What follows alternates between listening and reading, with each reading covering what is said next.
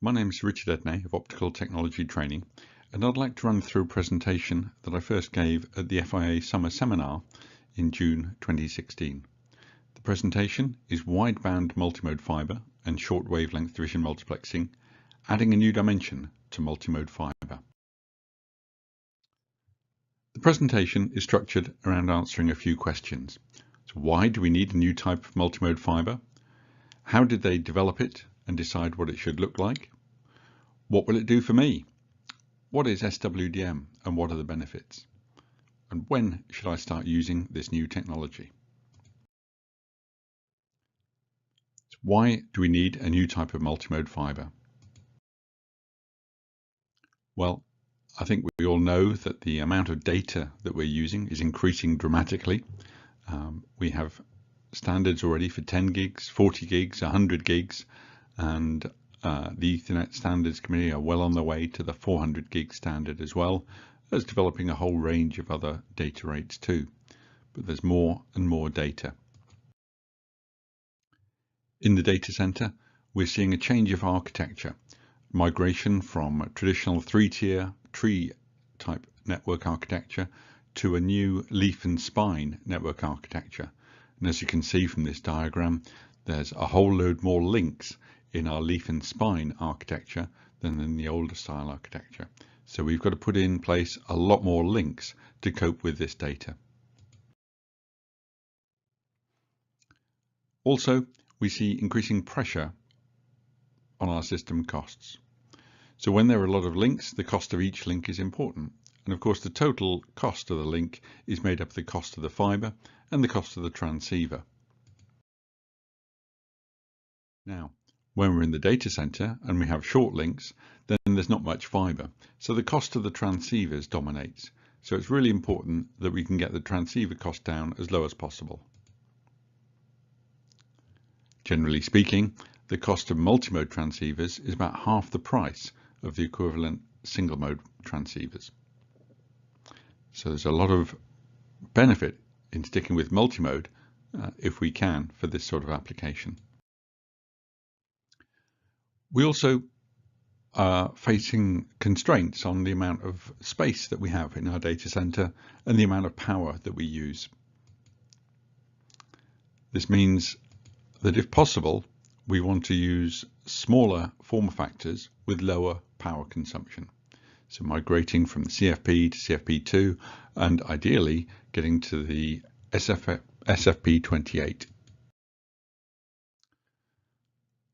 So why can't we do this with the existing multimode fibres? Well, let us look at some of today's options for transmitting 100 gig of data over 100 meters in a typical data center type environment. The first option we'll consider is 100G base SR10. So in a CFP footprint on multimode fibre. So this uses 10 gig optical lanes and 10 gig electrical lanes. So we have 10 parallel multimode fibres, either OM3 or OM4 for our transmit side, and the same again for our receive. And all of this is driven by low cost VCSELs operating at 850 nanometers. Each of those is operating at 10 gigs. If we look inside the module, then we can see in a bit more detail what's going on. So we have an array of 10 gig VCSELs on our transmit side and an array of 10 receivers on the receive side. So these are then interfaced to the front panel where we have ribbon fiber connector or an array connector. So 20 active fibers, typically in a 24 fiber MPO connector. This, of course, all done with our CFP, which is quite big and uses potentially quite a lot of power. For single mode, one of the first options to be standardized was 100G base LR4. And in fact, this is a technology that's got a 10 kilometer range. So it's a bit of overkill for the data center environment. So this uses 25 gig optical lanes on our single mode fiber, but the CFP module, of course, has still got our 10 gig electrical lanes in the back of it. But we're using a pair of single mode fibers using WDM technology around 1300 nanometers. So inside the module, we've got our 4 separate WDM lasers that are quite pricey. These are combined together inside the module onto a single output fiber. And then on the input side, we have again the WDM device to separate out the 4 wavelength channels and direct each of those to a separate receiver. So that's our technology for single mode. But we have to do some work with the electronics to take the 10 gig electrical lanes on the backplane and a gearbox to put that onto 4 25 gig lanes for the transmit and receive. Our second generation of 100 gig systems on multimode fiber has used 25 gig lanes. So the SR4 technology uses 4 25 gig optical lanes and 4 25 gig electrical lanes. So we have 4 parallel fibers for transmit and 4 for receive. All of this done with 850 VCSELs, each operating at 25 gigs, plus a bit for our forward error correction. So inside the module, we can see we have 4 separate VCSEL lasers, each at 850 nanometers, each going onto their own separate fiber. And we have 4 fibers as well for our receive. So the interface is using 8 active fibers, usually in a 12 fiber MPO style connector.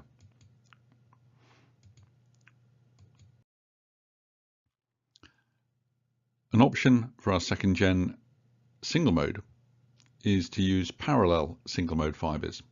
So with a 500 meter range, more like it for our data center environment, but never standardized in fact by IEEE because they couldn't agree on this.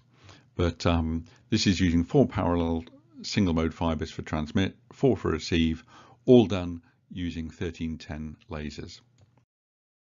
Inside the module, we can see we have our 4 lasers, 4 separate fibers, and again 4 on our receive. So 8 active fibers at our connector interface, usually on single mode with an angled polished 12 fiber MPO style connector. So looking at our wish list then for our multimode systems, what is it we're trying to achieve? Well, we'd like to do 100 gigs on a pair of multi-mode fibers over at least 100 meters. And if we can do 25 gigs per lane, that's 25 gigs of data plus a bit for our forward error correction, then that of course is going to give us our 4 lanes. We want all of this in a low power compact transceiver format, and we're going to use 850 as one of the wavelengths because we've already got lots of that and it's cheap, and some other wavelengths as well. Ideally, we want backwards compatibility between our fiber and OM4. And of course, the whole point of multimode fiber is it's got to be cheap. So that's our wish list. And that's our wish list. So the requirements of our wish list were formalized into the task force charter put together by the TIA. The task force was in fact a joint task group between the Fibre Optic Systems group and the Fibers group. So the fiber specification and the system technology evolved hand in hand, so they work well together. So how did they decide on the detail of the standard for the fiber? Well, it's all down to the use of the spreadsheets that we've been using for Ethernet ever since we entered the gigabit era. So these complex modeling spreadsheets work out all aspects of the performance of the system, the characteristics of the fiber, characteristics of the transmitter, characteristics of the receiver, and doing quite a lot of sums, taking all these inputs, plus what the operating margin is of the system as we increase the distance that we operate over. So that gave us the starting point of a single 25 gig channel operating at 850 nanometers, or we had the 32 gig version, similar, for fiber channel. So those were the single channel models, and we needed to add the extra dimension of wavelength to get 4 of those channels. Here we're looking at the graph of modal dispersion as a function of wavelength, and you can see it's quite peaky. If we cram our wavelength channels close together, we can push them a long way up that peak to get higher modal dispersion performance. If we separate them out more, we actually make it easier to combine those wavelengths together and separate them out.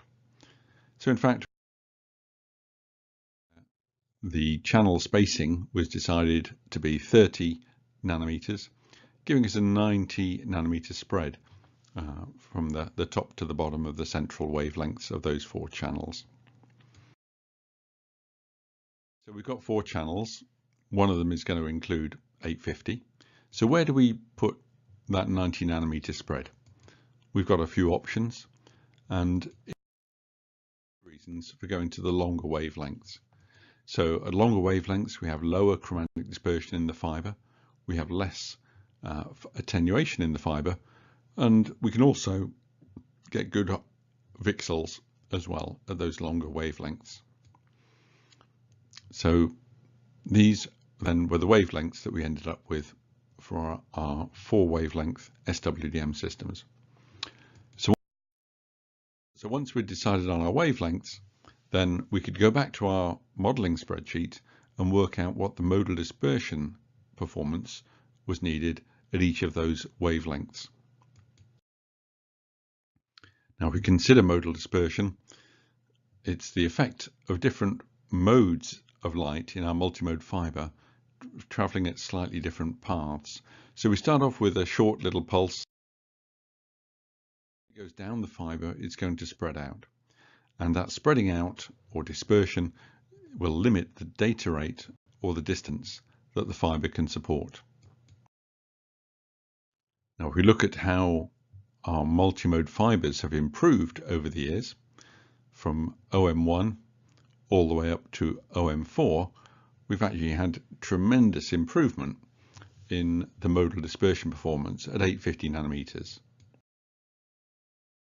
In fact, OM4 is 20 times better than OM1. However, we want further improvement, and we're not going to get 20 times more bandwidth or modal dispersion performance at 850. So we had to look for other things, which is why we started looking at what's happening at different wavelengths.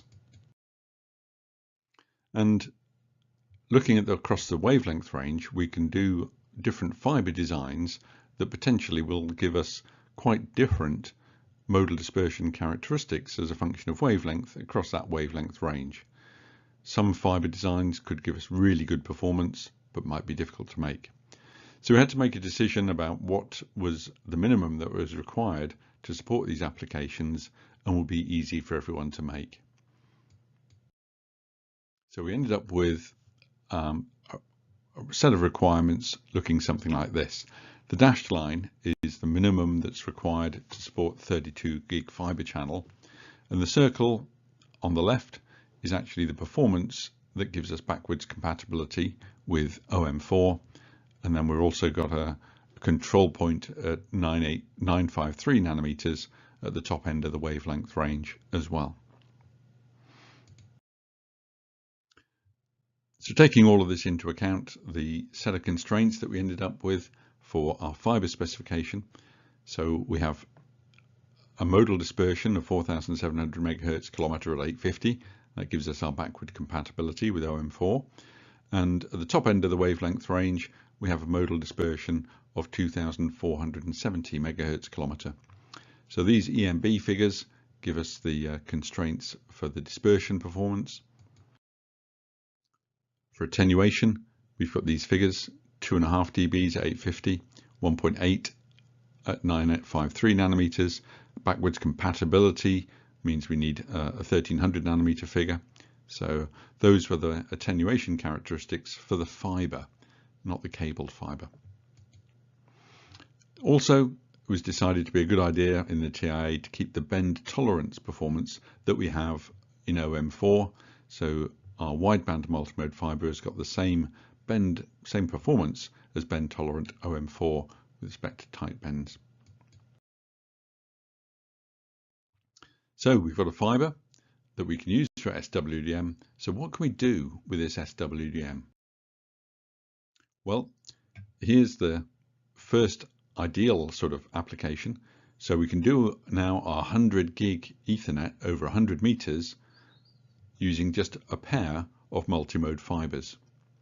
So, and we can put all of this into a QSFP28 footprint. So with this, we have 25 gig optical lanes, one at each wavelength, and we have the 25 gig electrical lanes going to the back of the QSFP28. So those are the 4 wavelengths, and we have our forward error of this is just 3.5 watts.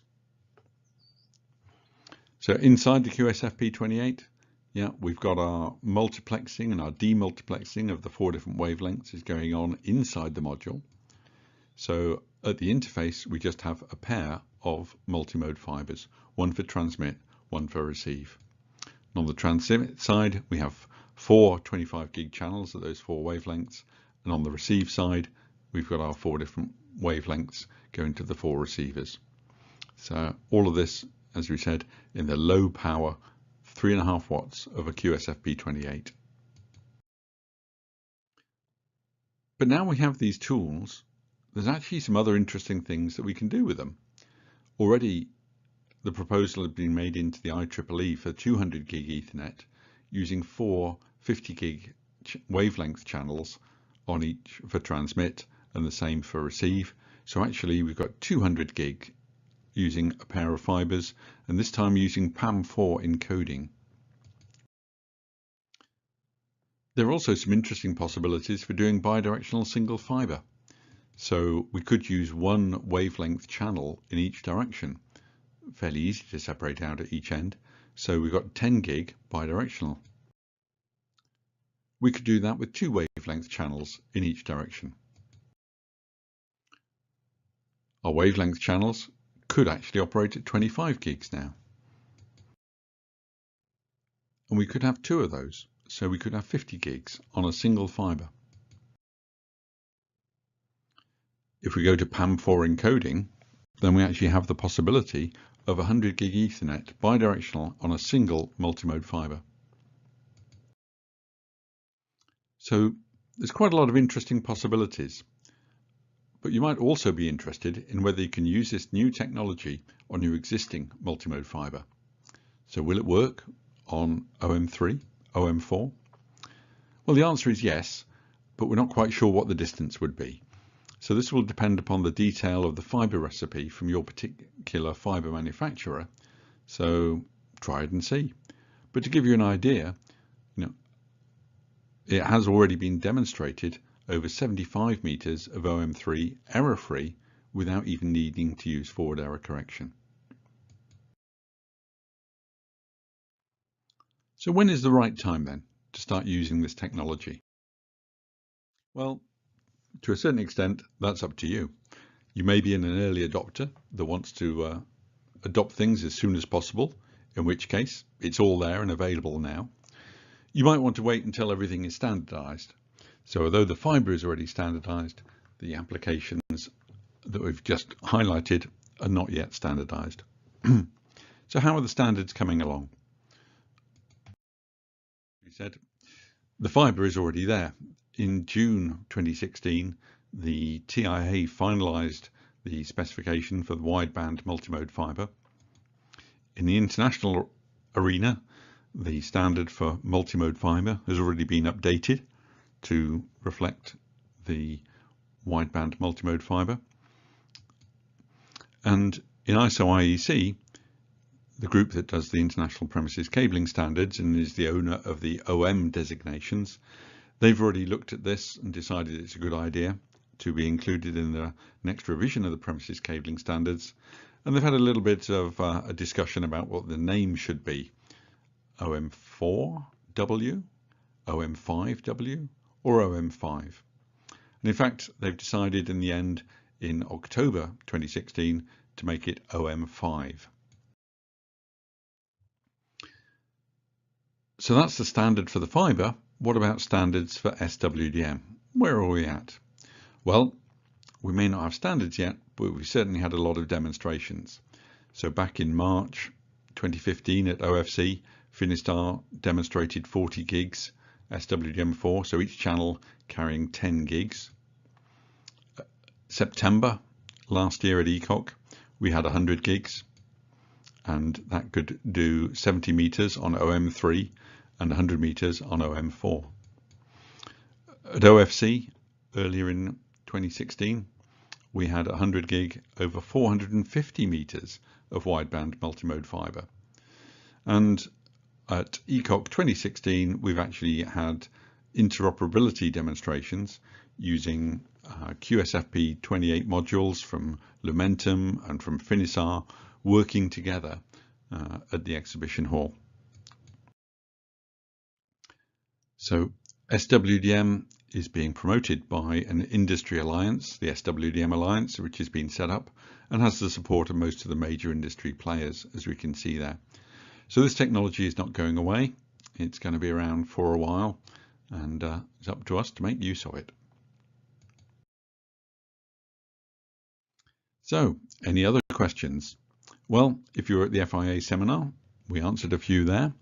But if you've got any other questions for me now, you'll have to email them to me on the email address that's coming up on the next slide. Also, we wanted to thank the FIA and the FIA members for the contributions that they've made to the chosen charity of Myeloma UK. So thanks to the FIA, and there's my contact details there. And if you found this presentation useful and you'd like to donate to Myeloma UK, you can do so to the Just Giving account that's on the screen. Thanks very much.